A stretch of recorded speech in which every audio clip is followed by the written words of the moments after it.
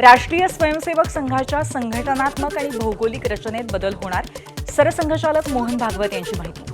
लोकांच्या अपेक्षा वाढत असल्यामुळे संघाच्या कामांचं विकेंद्रीकरण होणं आवश्यक असल्याचं सरसंघचालकांचं मत।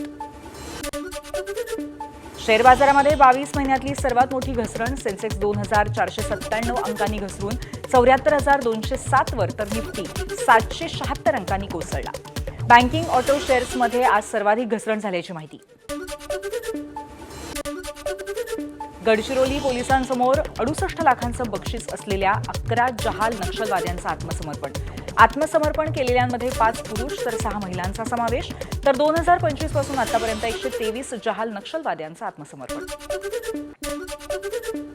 गुढीपाडव्याच्या शुभमुहूर्तावरती संगीतकार प्रवीण कोळी आणि योगिता कोळी यांचं स्वामी समर्थ गाणं प्रदर्शित। गिरगावच्या शोभायात्रेमध्ये हॉलिवूड प्रोडक्शन प्रस्तुत स्वामी समर्थ गाणं लॉन्च।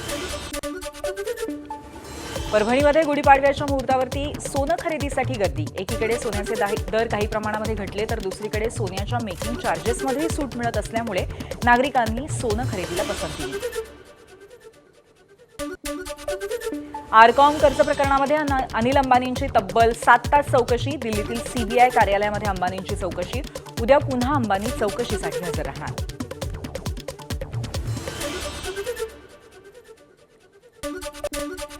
हॉर्मुझ समुद्रधुनीतल्या इराणी नौदल सेनेवरती अमेरिकेचा हल्ला। आंतरराष्ट्रीय जलवाहतुकीला धोका निर्माण करणाऱ्यांवरती अमेरिका हल्ला करत असल्याची माहिती। भारतीय क्रिकेट संघाचे मुख्य प्रशिक्षक गौतम गंभीर यांची एआय विरोधात दिल्ली उच्च न्यायालयामध्ये धाव। डीप फेक, बनावट व्हिडिओ आणि परवानगीशिवाय नाव चेहरा वापरण्यावरती बंदी घालण्याची मागणी, तर 16 पक्षांनी 2.5 कोटींची नुकसान भरपाई द्यावी, याचिकेत उल्लेख।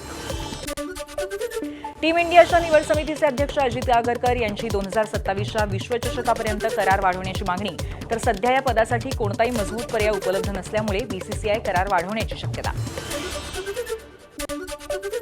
आयर्लंडचे माजी अष्टपैलू खेळाडू जॉन मुनी दिल्ली कॅपिटल्सचे नवे क्षेत्ररक्षण प्रशिक्षक। मुनी लवकरच भारतात येऊन संघामध्ये सामील होणार असल्याची माहिती, तर दिल्ली कॅपिटल्स आयपीएलमधील पहिल्या विजयाच्या प्रतीक्षेत।